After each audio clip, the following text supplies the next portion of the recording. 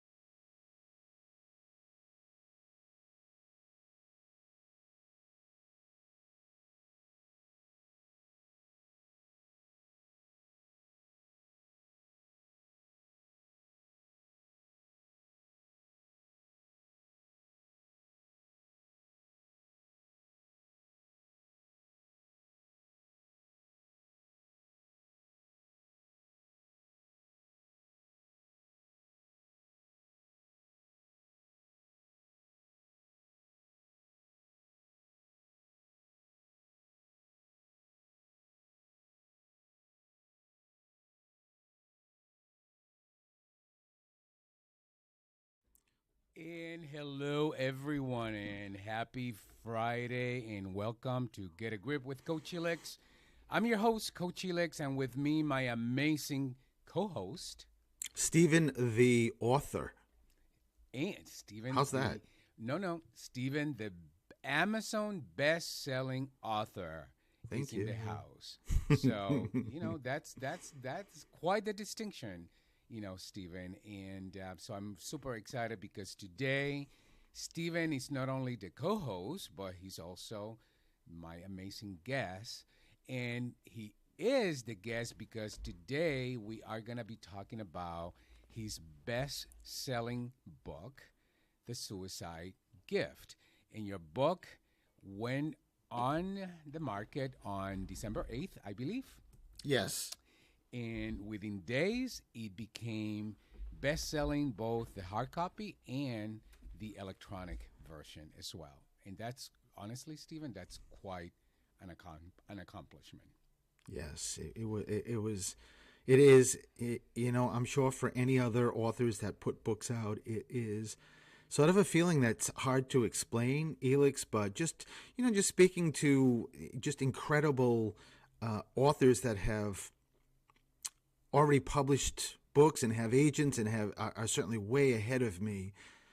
Sort of I don't know, the theme was if you can get in the top 100 with your ebook or print book, that is pretty fantastic. And the fact that I was at the high point, I think 16 on the ebook and 26, I think, in the print book was just amazing. Because I really, honestly, I was hoping this was going to happen, but I wasn't really necessarily attached to it. But then when it actually happened and I got to see it, I was so excited. And actually, it took me a couple of days because this is so brand new to me that I didn't even realize that when the book came out on the 8th, I should have been checking Amazon to see where it ranked. So it could have potentially even been higher because it took me 4 days to figure this out. Like, oh yeah, I can check where I'm ranking. And when I checked is where I was like, those numbers I had just mentioned. What? It took you time to figure something out? That's shocking. It isn't it? Isn't it? Yeah, we just did a live and it took us we only had 10 minutes and it took us about 9 minutes to figure out the volume on the live. So, yeah, shocking.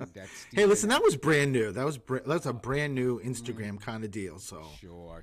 Yes, But yes. before we get into the conversation about the book, and the book is super, it's an amazing book. I had the privilege to read it several times through the editing process, so I know for a fact that it's an amazing book. But before we get into that, Stephen, let's talk a little bit about what else is going on. What else is going on with you? Yeah, well, besides the holiday is just a couple of days away. That's a great thing. Yes. But you want to know what's going on with me, which is really exciting. I just got a text right before we came on live on this show from Matthew, the producer and director of Doc Echo's Paranormal series. Are we live? What was that? Are we live finally? Well, close. He just Okay. texted me and just said that he got an email from Amazon Prime. That's where the series is on. And the first episode's already on Amazon Prime. That at any moment, my episode, which I'm number 2, is going to be streaming. So I'm telling you, I think every day, I mean, I know Matthew will tell me, but every day, because I'm just so excited about it, I go on Amazon Prime and just see, is it on? Is it on? Is it on? So it's any minute, any moment, any day, it should be coming on. That is so exciting. And you are going to be featured not just on episode 2, but another episode, right? Do we know which one?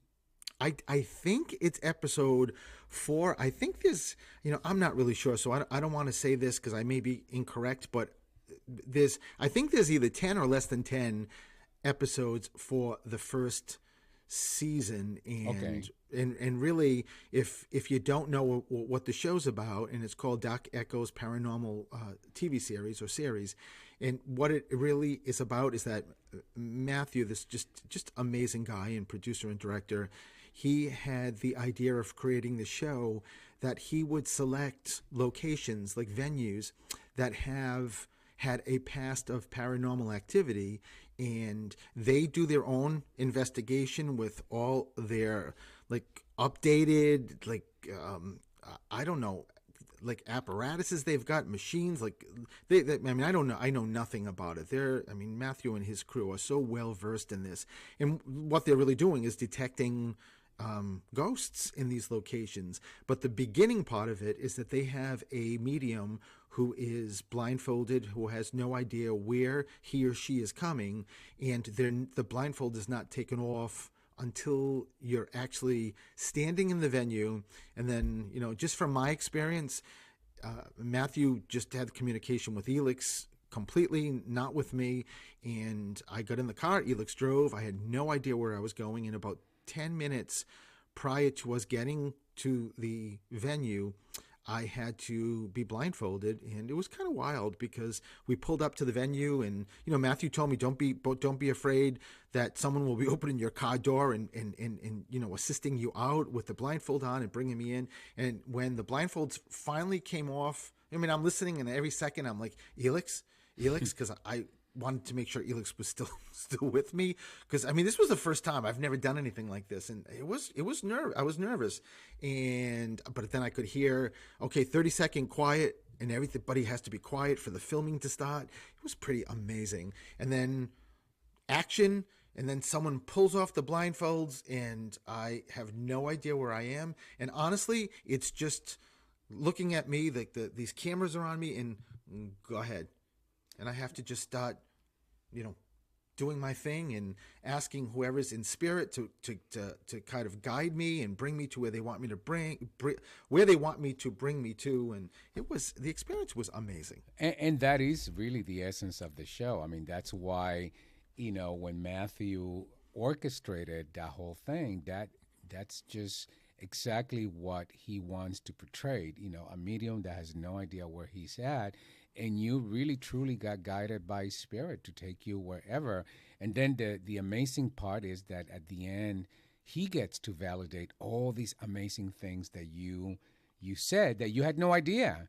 Yeah. Because you didn't even know where you were to begin with. I mean, that you didn't even learn where you were until, after the shooting, when you're sitting down with Matthew. So I think that's, it's fascinating. We watched the first episode and it was fascinating, but I can honestly, I may be a little biased, but I think your episode is just off the hook amazing.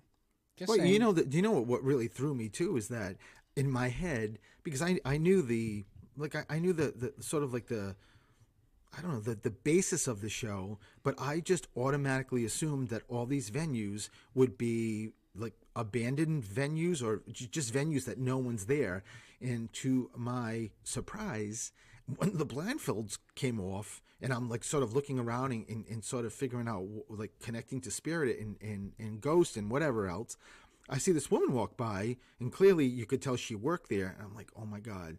That was even more pressure because this place is open. Like there's people and there's customers and there's clients walking around. So it was just pretty. What a great experience, and what a great, I don't know, process and even idea Matthew had to do this. That's it. It's amazing. So highly recommend. If you have Amazon Prime, check it out. If you don't, look it up anyways. Get it. Get So it. you You can don't get to want to see- miss it. You don't want to No, miss my episode. you do not. And Stephen, what else is going on? I know Christmas is around the corner. So of course, we're dealing with that. I just had two back-to-back trips. We went to New York City, then came back. Really, literally one day. Unpacked and packed and went to Florida for a business trip, and you came along. So it's been very busy for both of us. But anything going on as it relates to Christmas? Did you buy me a present yet? Well, getting back to those trips, it really wasn't an I. Maybe the reason why was an I, but it was really we, right? I mean, I was next to you in all of these places. What did I say? I? Yeah, I think you I did. don't know. I did. Of course, I did- brought you. I also said that you came along to the business Sure. trip. New York was a fun trip. We Yes. got to see our family. I got to see my sister. You got to see your brother and nephew, Right, and his yes. wife. So family, and then Florida, we got to stay with Bill and Missy Whalen, and that was awesome. That was amazing. They are amazing hosts, amazing people, and you also saw family in Florida. So did I, Yeah. with Holly and Morgan, and you with Marty and family. So it was great. And we got to meet Blueberry Pie. How about that? God. And This- Blueberry Pie stole the show for all of us. Yeah. So Missy and Bill have a brand new pup, a rescue. So let me Yes. just make sure it's a rescue. Yes. And her name is Blueberry Pie. And you'd understand it as soon as you see her. Yes. I'm not really sure I've ever seen a dog with these penetrating, like ice sky blue eyes. It's crazy. Like Blueberry. I Yeah. mean, seriously, like that name is perfect for her. Yeah, and she's adorable. She is adorable, and I'm shocked that Steven didn't take her away and brought her home with us. I wanted to. I definitely wanted to, but I think Missy would have, the state police in Florida come get us before we hit the airport. So we are, oh my God, so it's December 22nd, 3 days before Christmas. And, I said this to you guys before. Of course, this is the first year without Mom for Christmas, so it just still feels surreal. I am just barely, holding on for dear life to get past the holidays. I think my strategy, which I think has been a positive one, is to embrace the holidays. So Stephen and I have embraced the holidays fully, and we have spent some really, really good quality time with very close people that have made an enormous difference, for both of us and for me in particular, because again, this is my first year without my mom. But I'm not certainly not looking to have a Christmas without her, because it just doesn't feel real. But here we are, And nevertheless, we are still going to celebrate and embrace the holiday season. And I'm And super thankful I have you, of course, because without you, I don't even know how I would be coping. So, well, and you know that's what she wants is to you to celebrate. I know, but it's still, Of I course. can't, I just can't wrap my head around the fact that last year she was with us, and there was no indication that she was going to die so quickly after, the beginning of the year. So it's still surreal. It's just like I can't even believe this is my first Christmas without my mom. Yeah. So, anyways, I think it's time that we need to take a commercial break. So, and by the way, I forgot today we have our GM, Jim Jones, doing production because Mark, our producer, is homesick. He's actually, hurt his knee and has been battling, some pain and discomfort. So he stayed home. He's healing. So keep praying, keep sending positive and good prayers for a quick recovery for Mark. But we have the amazing Jim, and he, as always, does an amazing job producing the show for us. So thank you, Jim, for stepping in and allowing us to have today's show so we can talk about the suicide gift. So let's take a commercial break. When we come back, we are going to talk about the Suicide Gift, the book that Stephen wrote about his experience with his father committing suicide at the age of 8. So let's take a small commercial break and we'll be right back.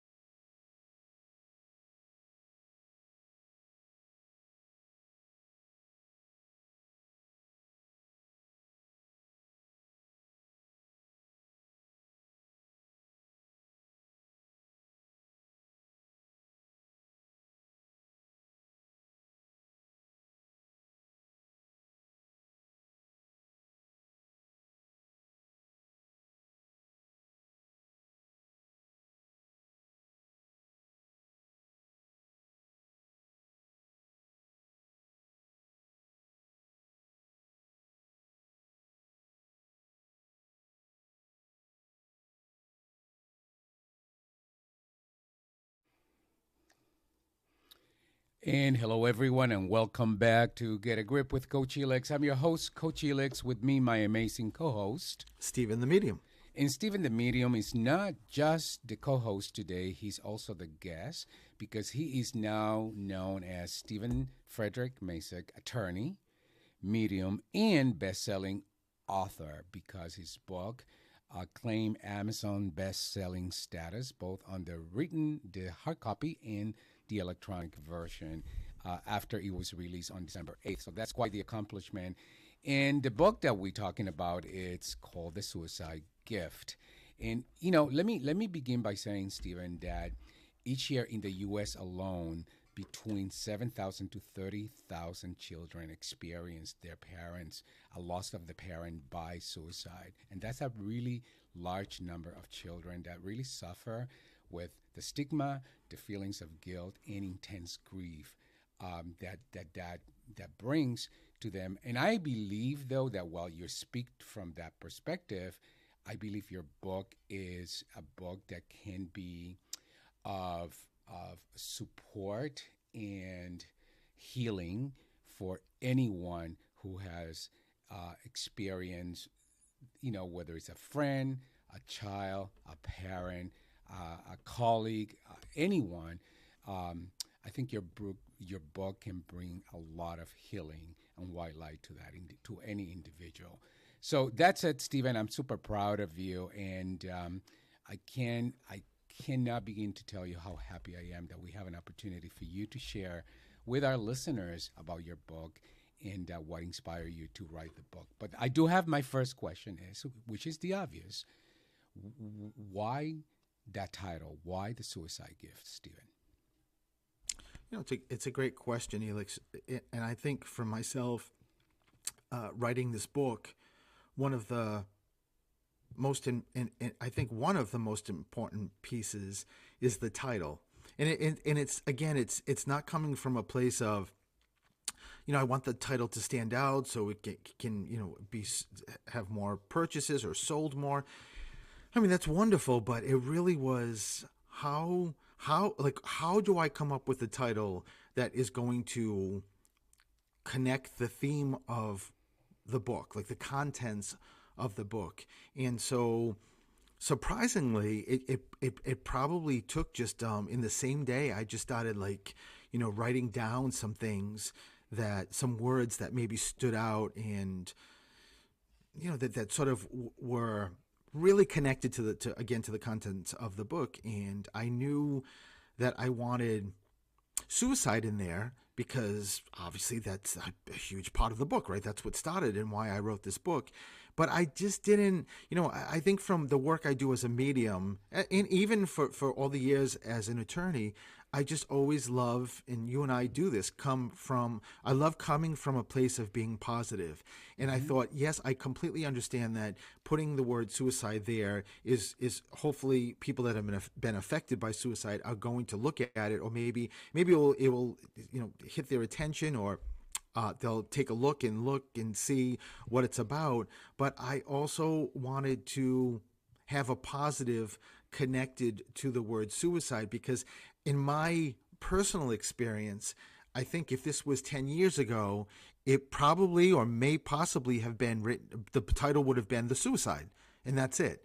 And 10 years is not that long ago, but every second, every moment, I am learning. I'm dealing with this from 8 years old, and it's a constant that's been with me forever. And and I'm hoping that I have been able to handle it much better and figure maybe it out a little bit more. So as a nod to me and as a nod to my dad, I wanted to have that second word in there that was positive, to say that yes, it was hell going through this for many, many years, but at the sort of end of the rainbow, and that's really what this whole book is about. I started one side of the rainbow and end up on the other side. Mm-hmm. At the end of the rainbow, I realized the positivity of what happened with me, and I know that's sort of weird to say that as connected to a suicide, but realizing and understanding that the suicide ultimately showed me the gift that I had of being a medium. Yeah. And I think that's really that's the golden nugget, or one of many golden nuggets of your book. I love the fact that we know there's a stigma to the word suicide, right? And you could have chosen to not use that word in your book, but I love the fact that you want to create an opening to help others heal, and you can't do that by pretending that that word doesn't exist. So I really do applaud that, Stephen, and I believe that by you being that bold, it does create opening for people to sort of take a double look, and pay attention to your story and why the story it's meaningful to so many. So tell us about your story. Tell us a little bit, without telling out the whole book, but give us enough so that those who are listening, those who may have experienced, trauma similar to that, may be inspired to get your book.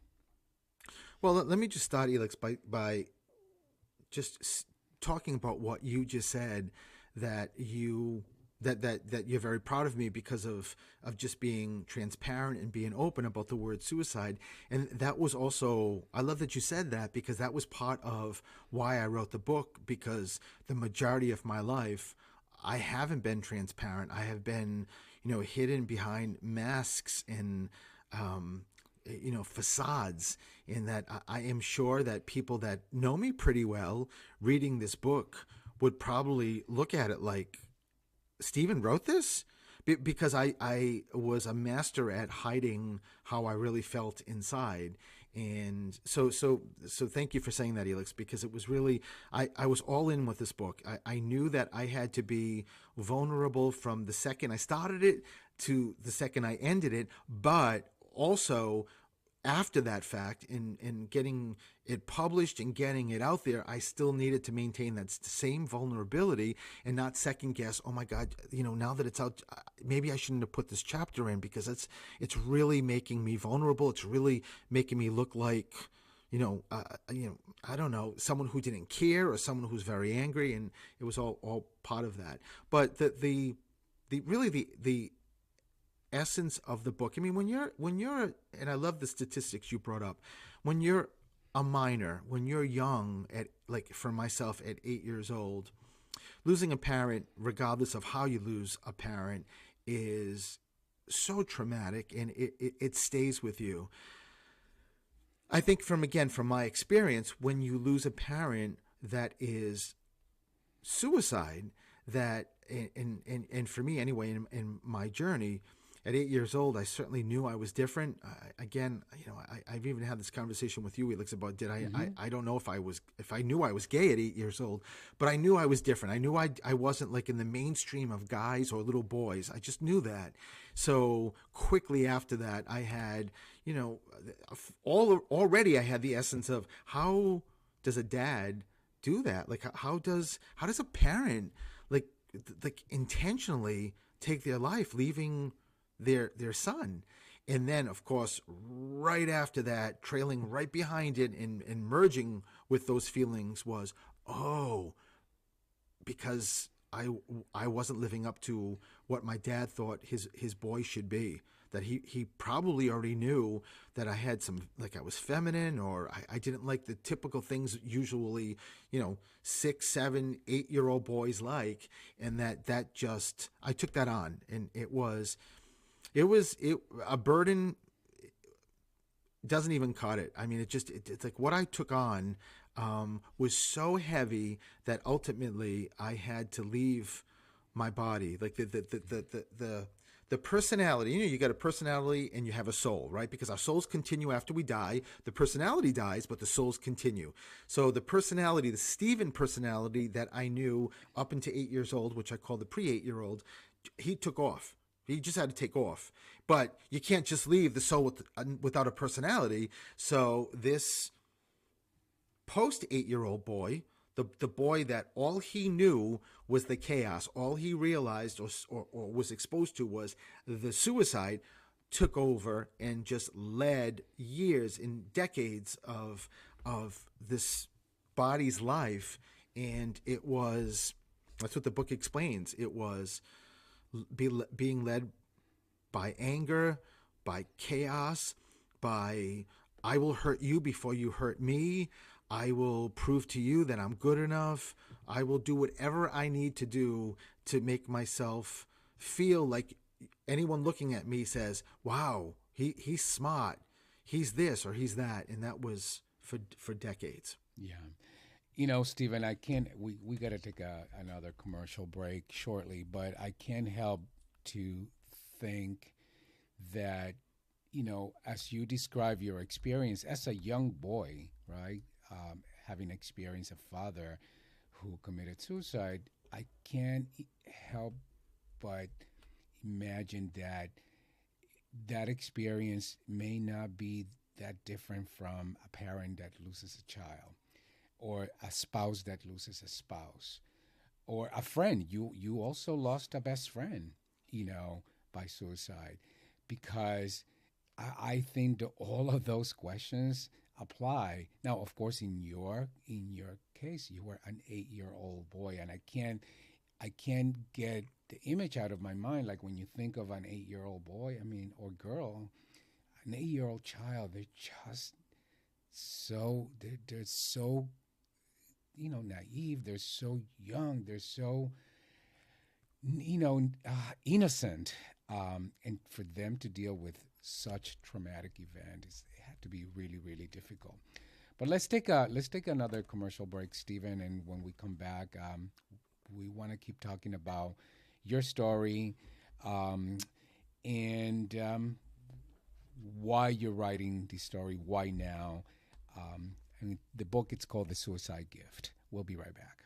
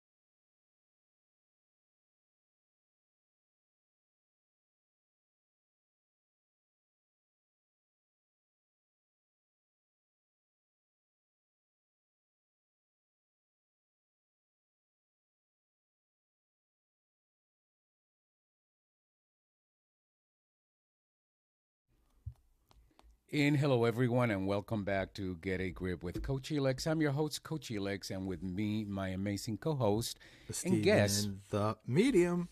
Yes, he's not only my co-host, but today he's my very special guest. He's always my amazing husband. Uh, but today we're talking about his book. His very new book. It's called The Suicide Gift. He made the Amazon best-selling um, list when the book was released on December 8th. So we are, having an amazing conversation. Stephen, before the break, I talked about when I was listening to you, I couldn't help but think about some similarities between how your experience and other people, who may have experienced that trauma with a spouse, with a friend, with another family member, a child, etc. And I know you wanted to say something about that. Go ahead. Well, there definitely are similarities. I think one of the differences when you have a suicide that is affecting a minor, like for myself at 8 years old, when, our brains are not fully developed. Mm-hmm. I think like maybe a good analogy is that if two people experience suicide, myself as an 8-year-old and say an adult losing their spouse, but they're both adults. The difference sort of would be that the adult that lost their spouse would be just picture a room. In one side of the room, there is just a regular like adult, whether it's the male or female that's still here and lost their spouse, and they just need to walk across the room. So as difficult as that is mentally and physically, they can easily at least walk across the room. For me or for any child would be like as an 8-year-old boy being connected or experiencing suicide, it would be like a baby on one side of the room that just started walking and needs to walk across the room, and that they're not only going to have, like processing and like sort of mentally processing things, but also every 3 steps they're going to fall. And so they're going to get battered so differently physically, mentally, unlike an adult, if that makes any sense, because that's the difference. They don't know how to, right? Right, exactly. Yeah. Yes, exactly. And, regardless of who you are, like you said, the similarities, like suicide it tears your world apart. It just does. And when you're 8 years old, or, again, I'm just using me as the example, it rewired me internally. It changed every part of me inside. And so what happens is when that happens, it was foreign to me. I mean, it's hard enough as an 8-year-old boy to figure out, because again, your brain is still growing. Everything is still growing. But when then you have, like, in addition to a normal 8-year-old boy trying to figure it out, then you've got, oh, by the way, you little 8-year-old boy that lost your dad, hold on for a second, because we're going to just also remove everything that's from now until 8 that you're familiar with. And that's not a lot, but we're going to even change that and put something that you have absolutely no idea what is going on inside. Okay, you're done. Now live. That's how it felt. Yeah. And that makes absolutely perfect sense. You're so good with analogies, because I never thought of that, comparing your experience to a baby who doesn't know how to walk across the room. They just don't know. Right. Stephen, writing the book, what would you say was your biggest challenge? And what would you say is your biggest breakthrough? Well, I think the biggest challenge was what to select to put in the book. Like I didn't want this to be a long book. I wanted to get my story out. So it's 150 something pages. So I wanted it I just call it like an easy read. So, and because it's 150 pages, I had to be very selective in what stories I put in and where I wanted to go. How long did I want to sit in each sort of part of my life? So that's a challenge. I mean, it's kind of funny, like, I know you know this, but when I was looking, YouTube videos and, starting a book and just doing research, the kind of ironic thing was most of the stuff I looked at said, you start with the outline first. And as you know, Elix, I normally don't do You anything don't follow any rules, normal. so there was no I didn't. outline ever. No, the outline came when I was done with the book.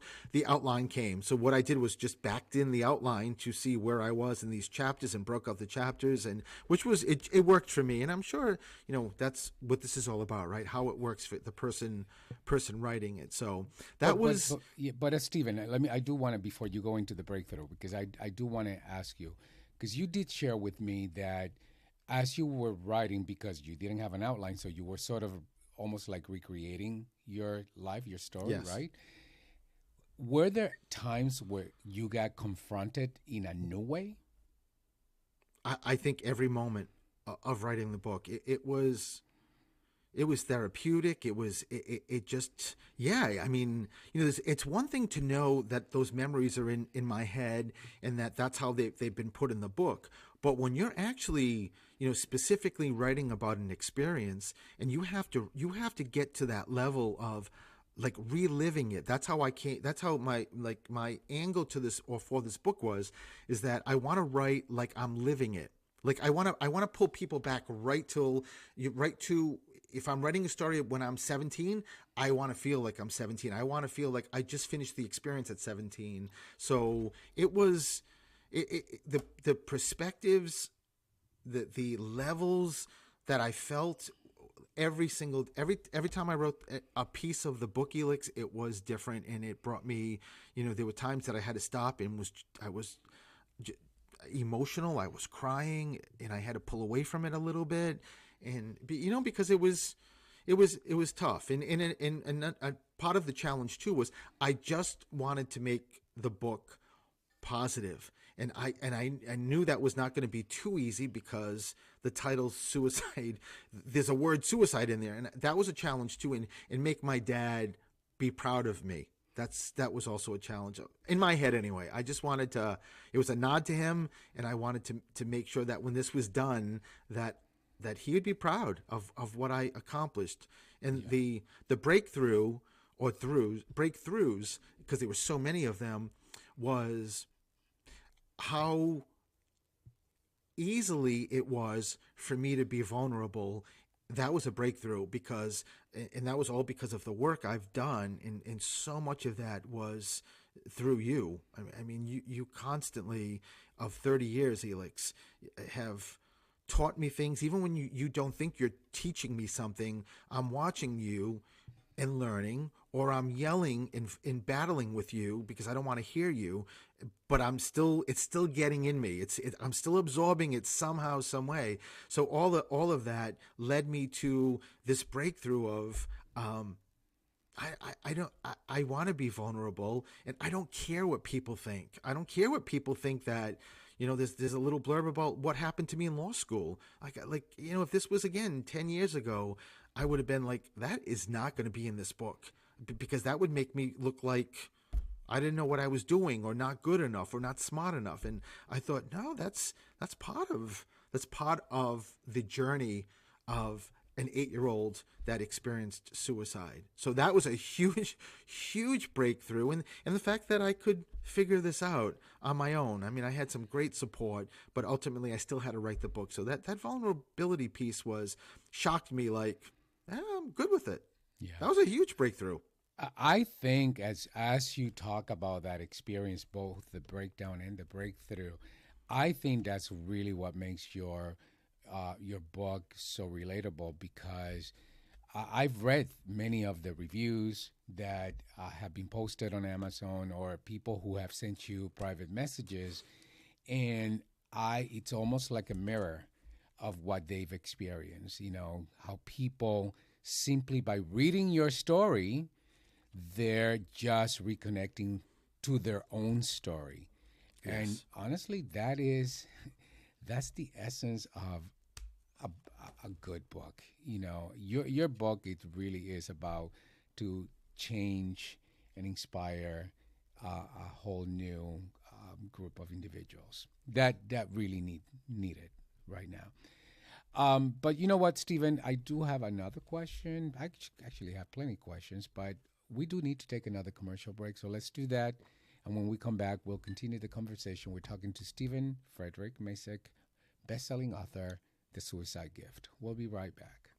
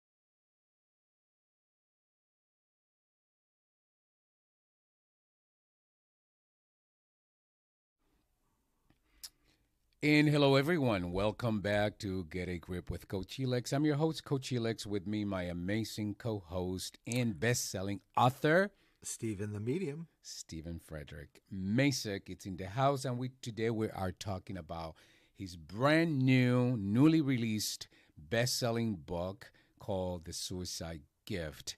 And Felix, can I just interject something quickly? Sure. So you and I are listening to the commercials, on break, and there's a commercial. Now, the station is based out of Attleboro, Massachusetts. I'm from Rhode Island, and there's a commercial talking about an event that's going to be at the Mount Pleasant Library. And that's where I grew up. My dad in Rhode Island. To bring, in Rhode Island, mind you. My dad used to bring me to that Mount Pleasant Library on Academy Avenue. That's where my father grew up, and that's where I grew up. So here I am saying I want to, hopefully make my dad proud, and he just throws in a commercial like that. Yeah. So there you go. That's your validation that he's certainly proud of you, and why wouldn't he be? So Stephen, recently you received an unexpected email by a woman from New Jersey, a bereavement counselor, with a request. And so I want you to talk about the request and, why do you think your book is a book that can be such an amazing resource for this library? Well, it was. I am still honored and sort of in disbelief that out of just a couple of days ago, out of nowhere, I did receive an email from this director from this bereavement She's a bereavement counselor, Yes. and she is working at this bereavement center in New Jersey. And what they do is provide. They also work with a hospital, and they work with hospice patients. They give services to the families that are grieving people that they have lost, and they try to remain like focused on education and just just having people informed and engaging with the community to provide support. And starting in 2024, they are like, I guess they're putting this new process together that they're doing like a featured book in the reception area, so that every quarter they can change the books, but the books can be taken by people to read as long as they want and bring it back. And her email request was, would you be willing to donate some of your books so that they could have my book, The Suicide Gift, as one of those featured books. And again, I read it and was very emotional, like I am now, because it was just such an honor. And to answer the question, Elix, I think, I think this book, not only just because I'm so vulnerable in it, I think people that have dealt with suicide or trauma will relate to the vulnerability, that it is not easy. Like you just can't get someone patting you on the back saying time will help, or I'm here for you, or you'll get through it.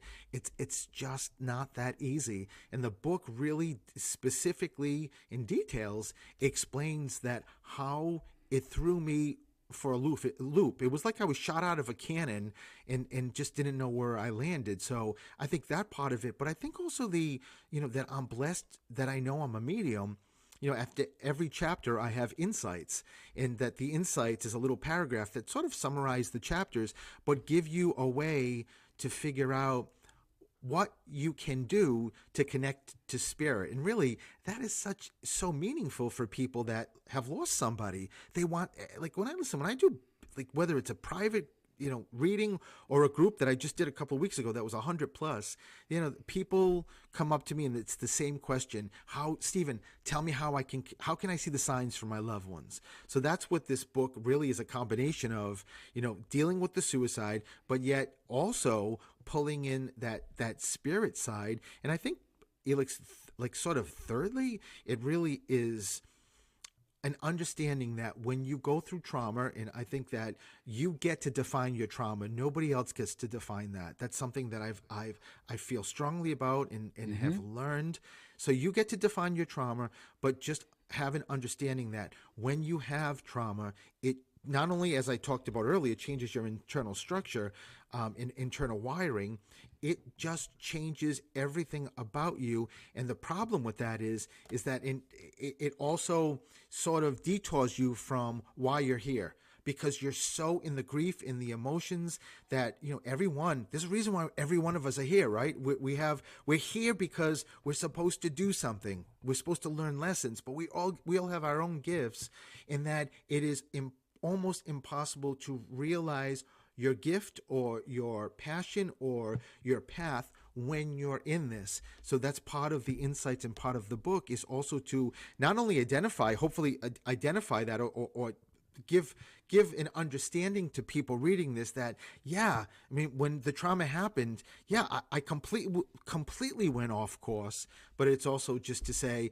but you know what, you can get through this on your own time and your own terms, and you can actually take inventory, dig through this, and then once you do, on the other side, it is bigger and brighter than you could possibly imagine. That's what this is about. Yeah, that's really wonderful, and I do believe this book is about healing. So talking about all of the benefits of the book, I'm sure our listeners, those who have not yet bought the book, where can I get the book? Where is your book available, Stephen? So you can go directly to stephenthemedium.com, because the link's there, but it is currently on amazon.com and ingramspock.com. And let me just which I wanted to do, because I know we're going to have her on in a subsequent show, Yes. but I had Samantha Clark, Sam Clark, edit my book. She's on the West Coast, and she has her company is Emerald City Editing. Phenomenal. This woman was just phenomenal, and I love that I found her. I got to work with her. She was just not a normal editor. I mean, she understood the book. She understood me, which was pretty amazing. And I know, Elix, we're going to have her on so that we can chat about her. And also a shout out to Farhan Shahid, because he did my formatting and my cover and front art, and he was phenomenal too. So I also think there's one more person you should be thanking. Elix Sintron? No, well, I mean, you thank me every day. I'll take a thank you any day. Of course, but hello.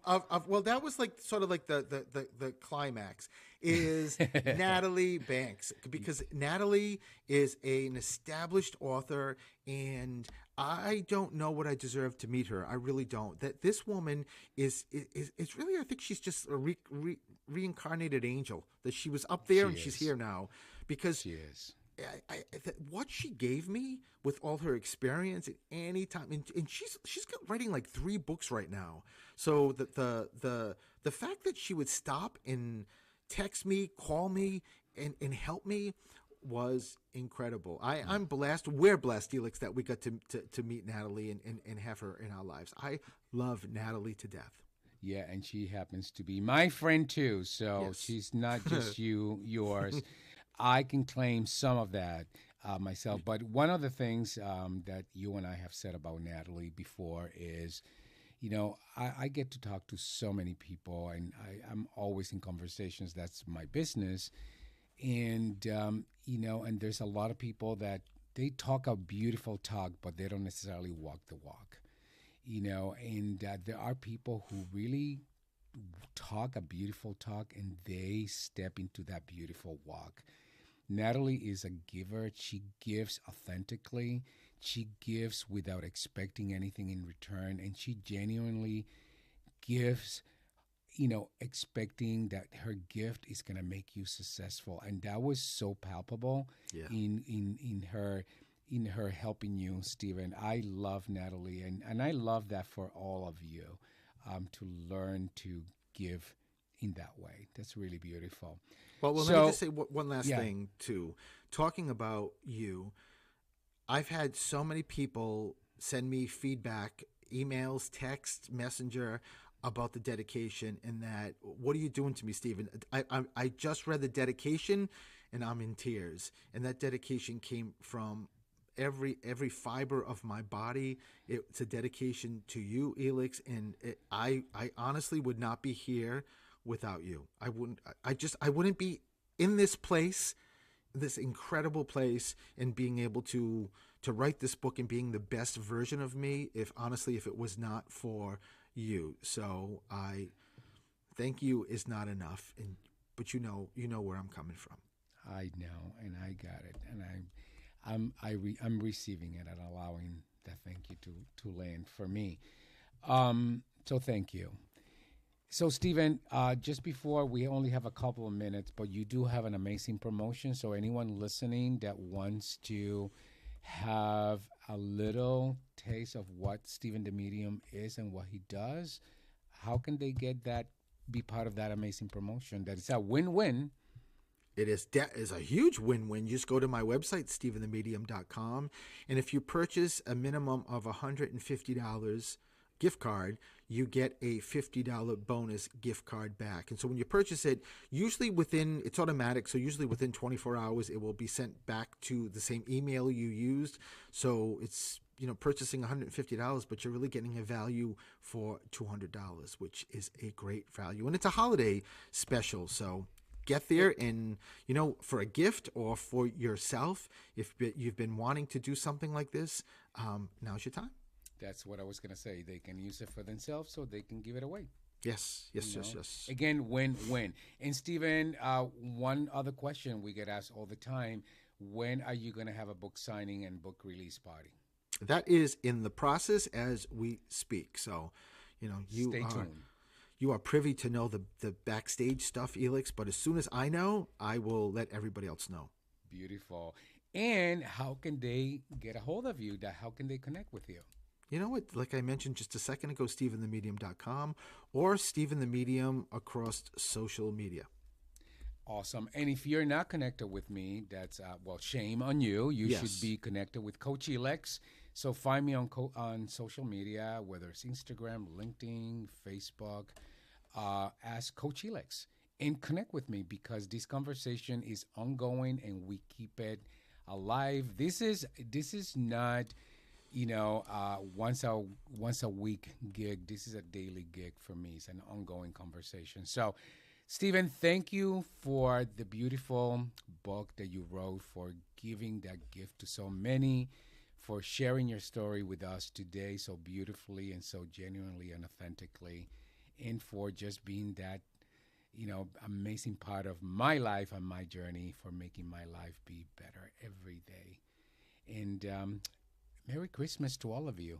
We'll be back next week. And next week we have Stephen Through Medium. the Static is next week. Through the Static. So please tune in, and Merry Christmas to all of you, or whatever you celebrate. Have a wonderful and happy holiday to all. We'll see you again next week. Bye-bye.